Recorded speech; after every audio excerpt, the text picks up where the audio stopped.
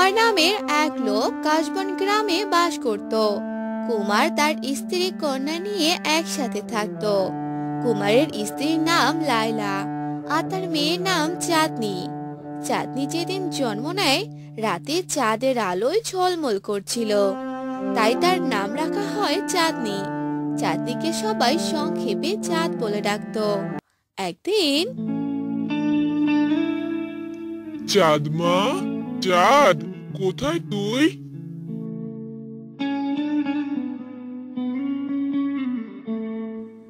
হ্যাঁ বাবা, ডাকছো কেন? কি হয়েছে বলো। মারে, তোর মাসি এসেছে তোকে নিতে। তুই কি যাবি মা? হ্যাঁ বাবা, যাবো যাবো। আমি অনেকদিন থেকে মাসির বাড়িতে যাই না।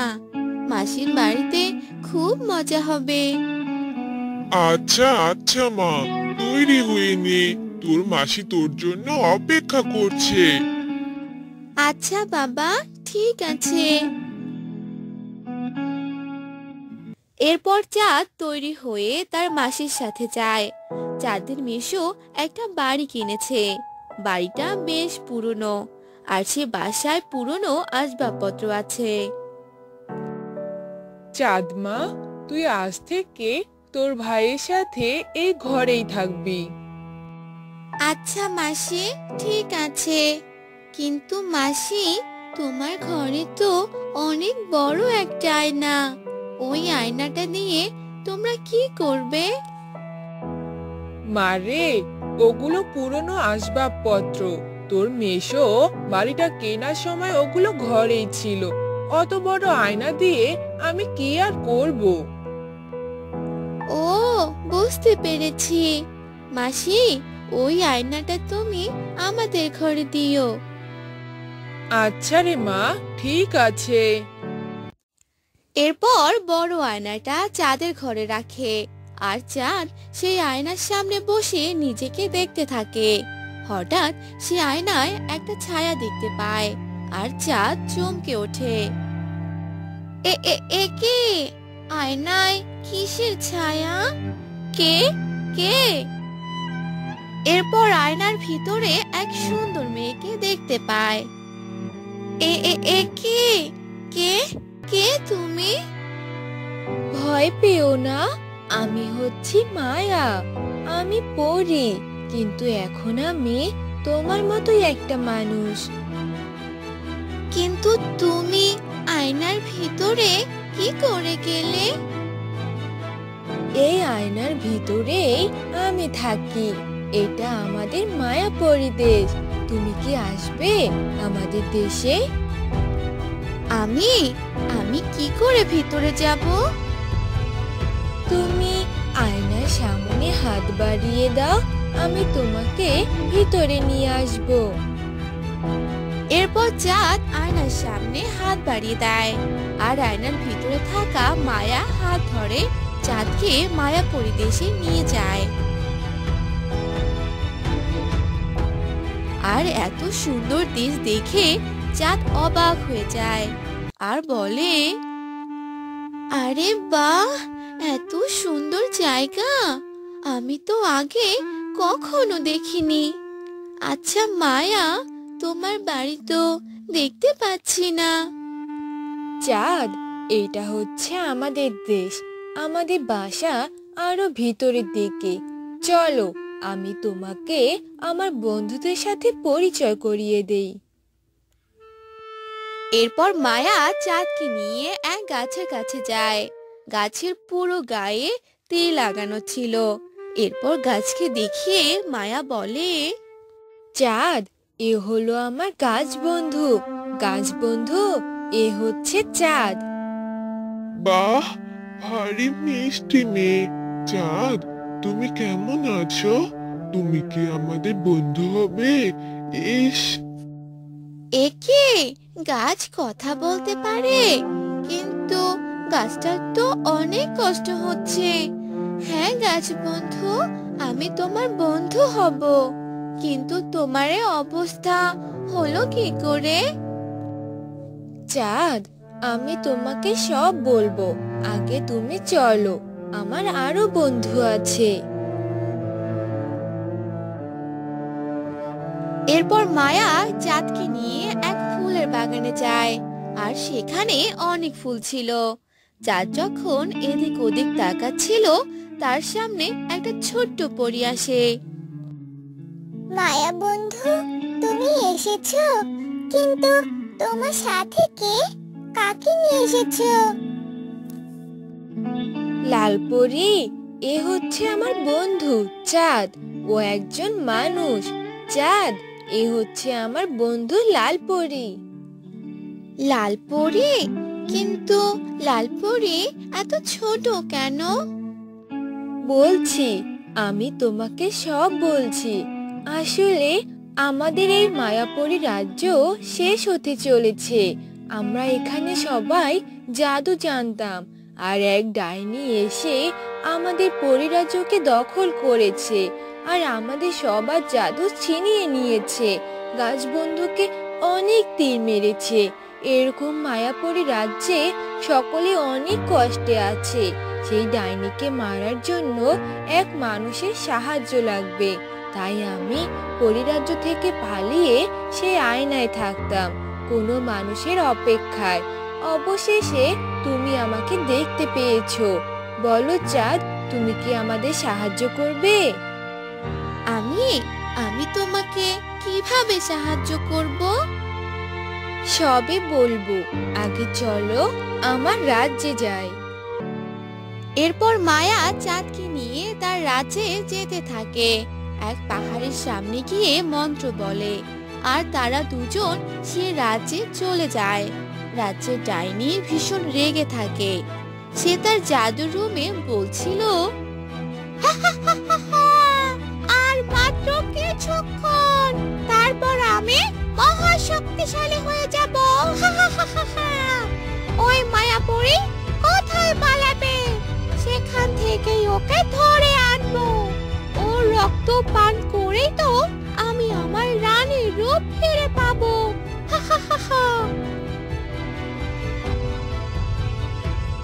ডাইনি যখন এসব বলছিল, সেখানে মায়াপুরী আসে। আর মায়াকে দেখে ডাইনি বলতে থাকে, এই যে মেঘ না চাইতে জল পেয়ে গেছি। মায়া, তোর তো শক্তি নিয়েছি আমি। আজ তোর রক্ত পান করে আমি রানী হব। শয়তান ডাইনি, তোর মনের বাসনা কখনো পূরণ হবে না। আজ যে তোর শেষ দিন।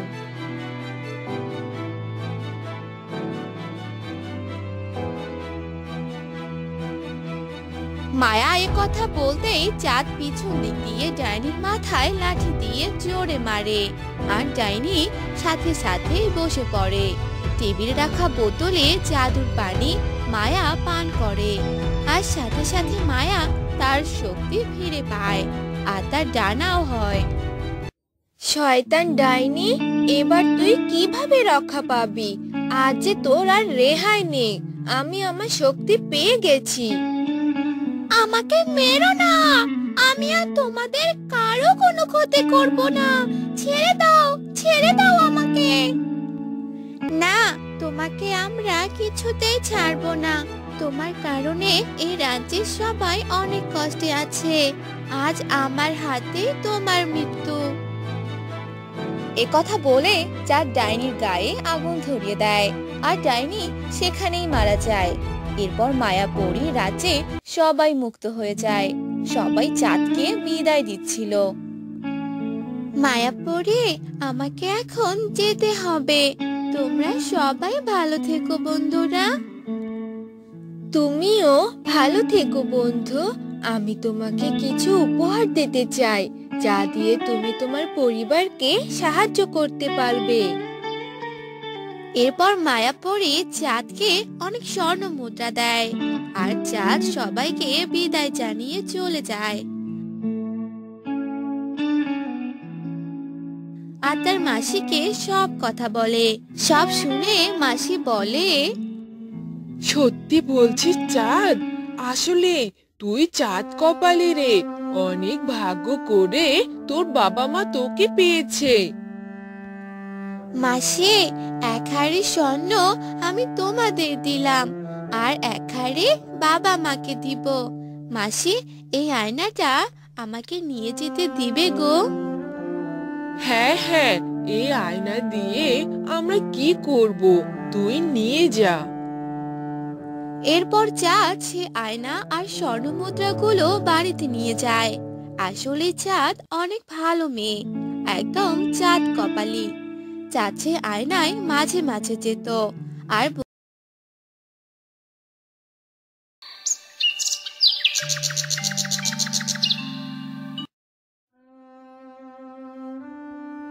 বাবা, ও বাবা, কোথায় তুমি?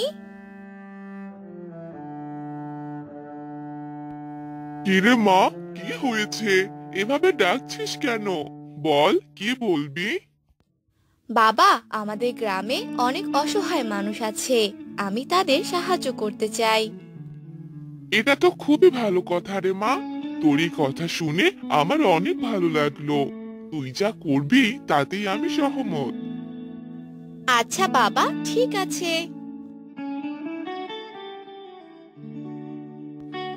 এসব বলে রাখি তার বাবার ঘর থেকে বাহিরে বেরিয়ে গেল। আর একদিন রাখি গ্রামের গরিব মানুষদের খাবার দিয়ে সাহায্য করতে থাকে। তখনই গ্রামে থাকা মোড়লের কর্মচারী এসব কিছু দেখে ফেলে আর মোড়লের কাছে যায় আর বলে, মালিক, সর্বনাশ হয়ে গেছে, তাড়াতাড়ি শুনে যান। কি রে, কি হয়েছে? এভাবে রাখছিস কেন? কি আবার সর্বনাশ হবে শুনি? ওদিকে রাতুল আর তার মেয়ে গ্রামের সবাইকে খাবার বিতরণ করছে। এবার মনে হয় আপনি গ্রামের মোড়ল থেকে বিতাড়িত হয়ে যাবেন। রাখির বাবাই গ্রামের মোড়ল হয়ে যাবে। কি সব বলছিস রে? এ তো ভারী সর্বনেশের কথা। এখন উপায় কি করব এবার আমি? আমি বলি কি, আপনি রাতুল দাদার সাথে কথা বলেন আর বলবেন এরকম কাজ যেন আর কখনো না করে। হ্যাঁ, ঠিক কথাই বলেছিস। কালকেই রাতুলের বাড়িতে যাবি আর তাকে এখানে নিয়ে আসবি। ঠিক আছে মালিক, আমি কালকেই রাতুল দাদাকে ধরে নিয়ে আসবো। এ কথা বলে মোড়লের কর্মচারী সেখান থেকে চলে গেল।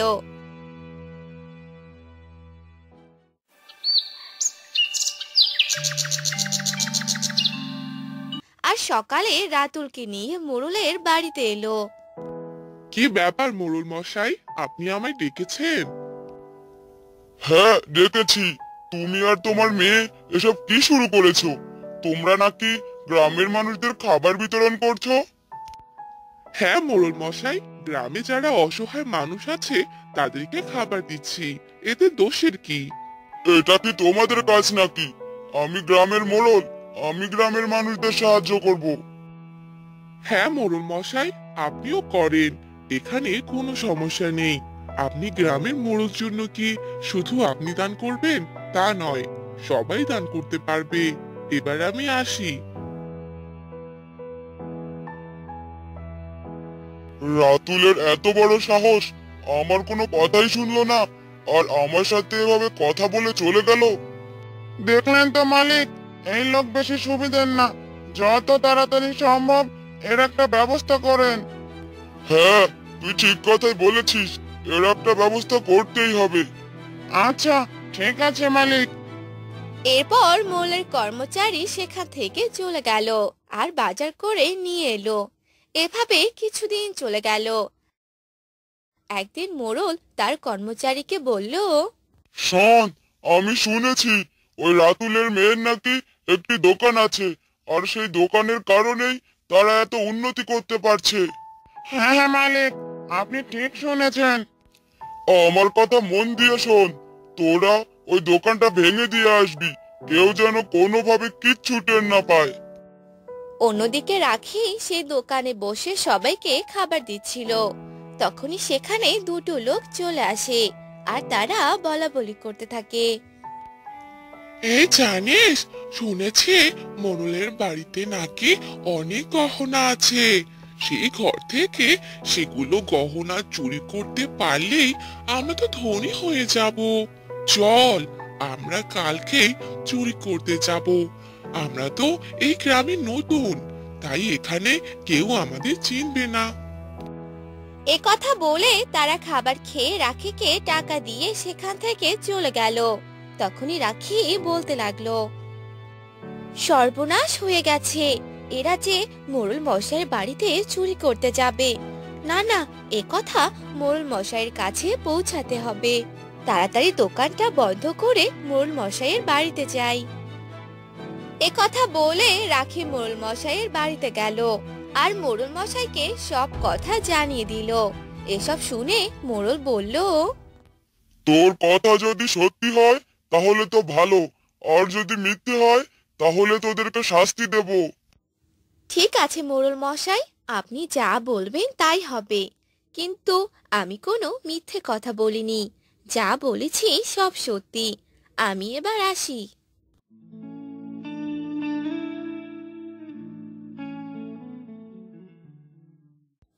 মোড়ল তার কর্মচারীকে এসব কথা জানিয়ে দিল, আর মোড়লের কর্মচারী ও আরো কজন সহ সারা রাত পাহারা দিল। আর তখন সে চোর মোড়লের বাড়িতে এলো আর চুরি করতে লাগলো। তখনই মোড়লের কর্মচারীরা তাদেরকে ধরে ফেললো। ধরেছি ধরেছি, মালিক তাড়াতাড়ি আসুন। এই, তোমরা কারা? কেন এসেছো? আমাকে ক্ষমা করে দিন মোড়ল মশাই, আমাদের অনেক বড় ভুল হয়ে গেছে। এরপর মোড়ল তাদের কাছ থেকে সবকিছু শুনে ফেলে আর তারা সব কথা বলে দেয়। এরপর মোড়ল সে চোরদের উপযুক্ত শাস্তি দিল আর মনে মনে ভাবতে লাগলো, যে আমার এত বড় উপকার করলো আর আমি কি না তার ক্ষতি চাচ্ছি? না না, এ কাজ আমি কখনোই করব না। তারপর মোড়ল তার কর্মচারীকে ডাক দেয় আর রাখির দোকান যেন না ভেঙে দেয় এ কথা বলে দেয়, আর রাখিকে খবর দেয়। আর রাখি মোড়লের বাড়িতে আসে। আপনি আমায় ডেকেছেন? তোমায় অনেক ধন্যবাদ মা, তুমি যে আমার অনেক বড় উপকার করলে, অনেক বড় বিপদ থেকে আমায় বাঁচিয়েছো। না না মোড়ল মশাই, আপনি এভাবে বলবেন না। যে কাজ করলে সবার ভালো হবে, উপকার হবে, আমি সে কাজটাই করব। আমি কারো কোনোদিন ক্ষতি চাইবো না। তুই অনেক ভালো রে মা, আর আমি কি না? কিছু বললেন মোড়ল মশাই? না রে মা, কিছু না। আচ্ছা মোড়ল মশাই, আমি এবার আসি।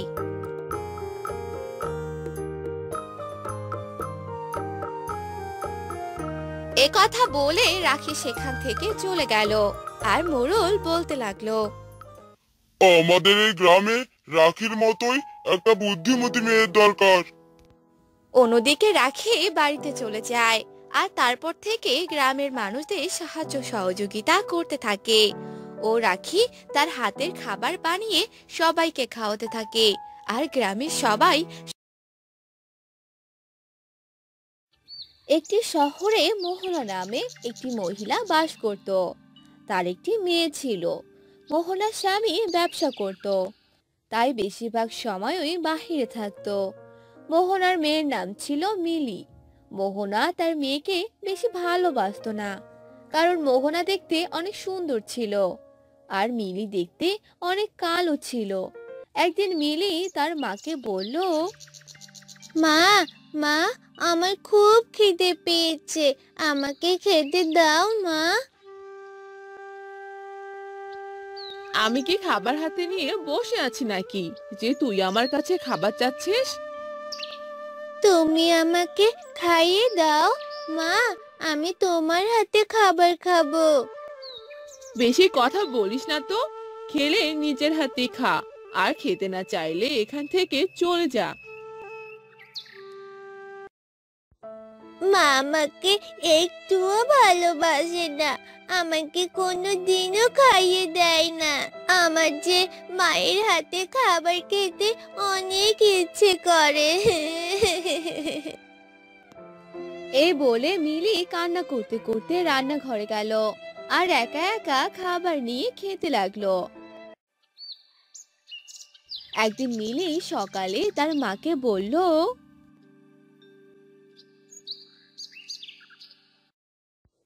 মা, চলো না, তুমি আমাকে আজকে স্কুলে নিয়ে চলো।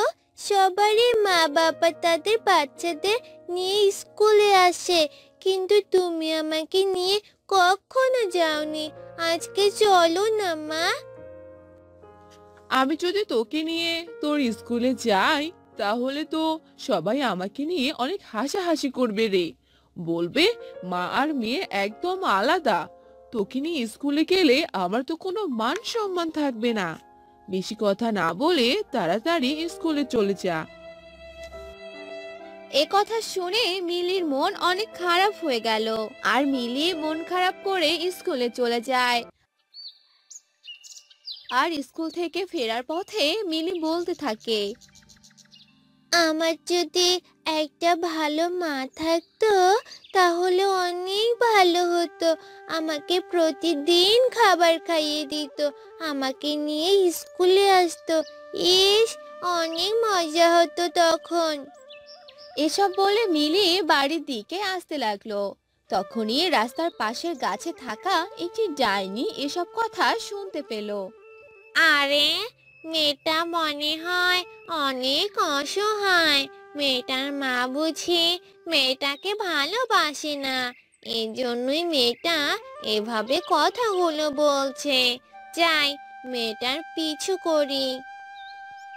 এই বলে সেই ডাইনিটি মিলির পিছনে পিছনে মিলের বাসা পর্যন্ত যেতে লাগলো, আর মিলের বাড়িতে ঢুকে পড়লো। কি রে, বাড়িতে আসতে তোর এত দেরি হলো কেন রে?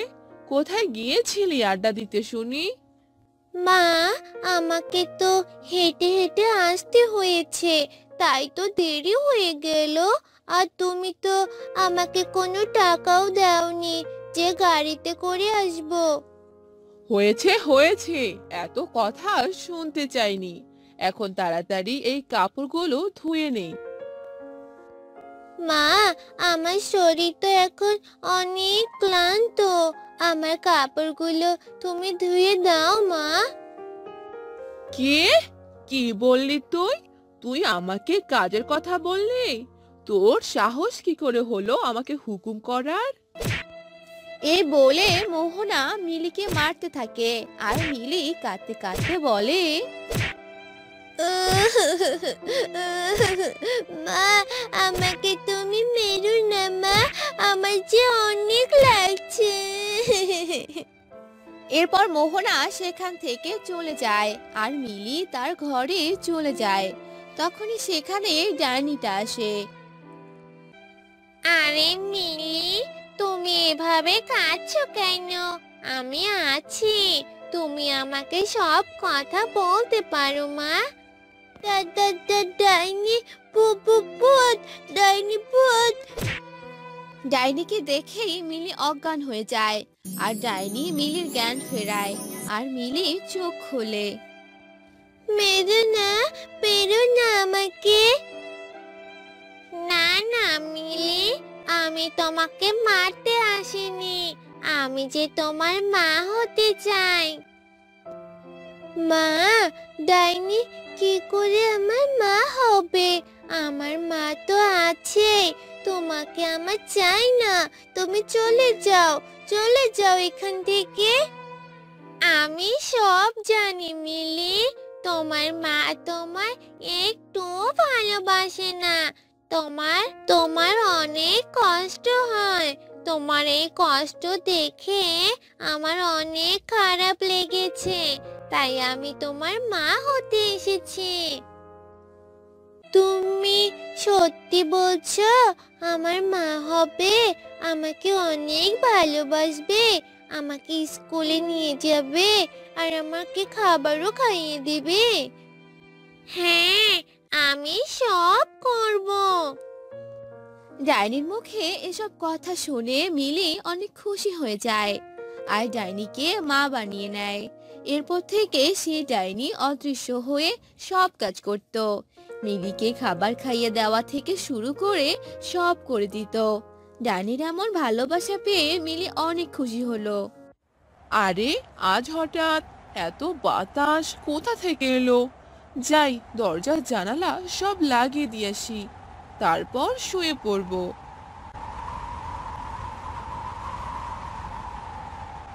এরপর মোহনা সব জানালা দরজা লাগিয়ে দিল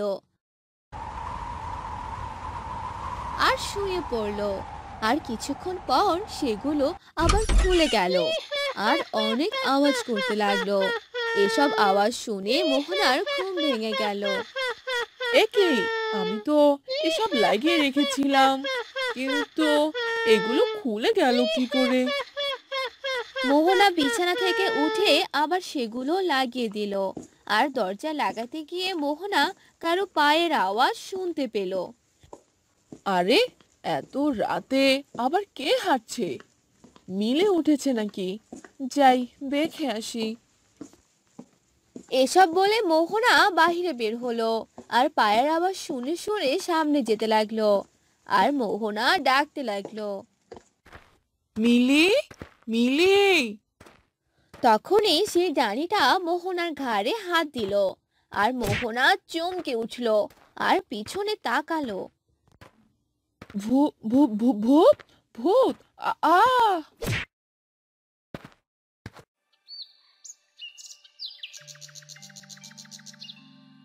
মা, ও মা, মা, আরে কি হয়েছে? মা কথা বলছে না কেন? আরে আমি এখানে কেন? কি হয়েছে আমার? সেটা আমি কি করে বলবো? সেটা তো তুমি জানো। বুঝতে পেরেছি, আমার সব কিছু মনে পড়েছে।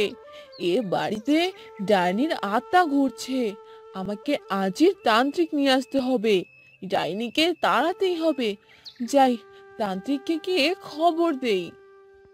এই বলে মোহনা সেখান থেকে চলে গেল আর তান্ত্রিককে ডেকে আনলো। তান্ত্রিক মোহনাদের বাসায় এলো।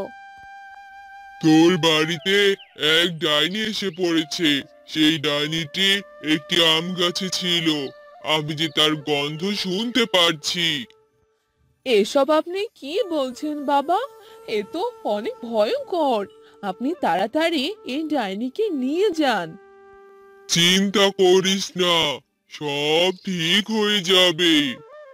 এরপর তান্ত্রিক যজ্ঞ করতে থাকে আর সেই ডাইনিকে সেখানে হাজির করে আর বলে, তুই এখানে কেন এসেছিস? বল, তুই কেন সবাইকে ভয় দেখাচ্ছিস?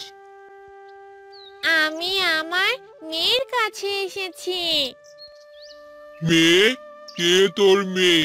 তোর মেয়ে এখানে কিভাবে এলো? হ্যাঁ, ও আমার মা, ডাইনি মা।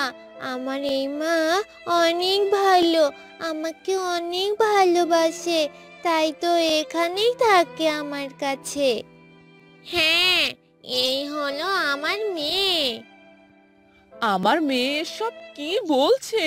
আমার মেয়ে মনে হয় পাগল হয়ে গেছে। তান্ত্রিক বাবা, আপনি তাড়াতাড়ি এই ডাইনিকে বোতলে বন্দি করেন। না না, আমার মাকে বোতলে বন্দি করবেন না। আমার মা কোথাও যাবে না। মা, চলো আমরা পালিয়ে যাই, না হলে এই লোকটি তোমাকে নিয়ে চলে যাবে। মা, তাহলে আমি কার সাথে থাকবো? না রে মা, তোকে ছেড়ে আমি কোথাও যাব না। তান্ত্রিক এসব কাহিনী দেখে অনেক জোরে জোরে যজ্ঞ করে আর ডাইনিকে বশ করে নেয় আর বোতলে বন্দি করে। ছেড়ে দাও আমাকে, আমি আমার মেয়ের কাছে যাব। মা, তুমি যেও না মা, মাকে নিয়ে যাবেন না মা। আজ থেকে এই ডাইনি আর তোদের ডিস্টার্ব করবে না। আমি একে নিয়ে চলে গেলাম। তান্ত্রিক ডাইনিকে নিয়ে চলে যায় আর মিলি কান্না করতে থাকে আর আবারও মিলি একা হয়ে যায়।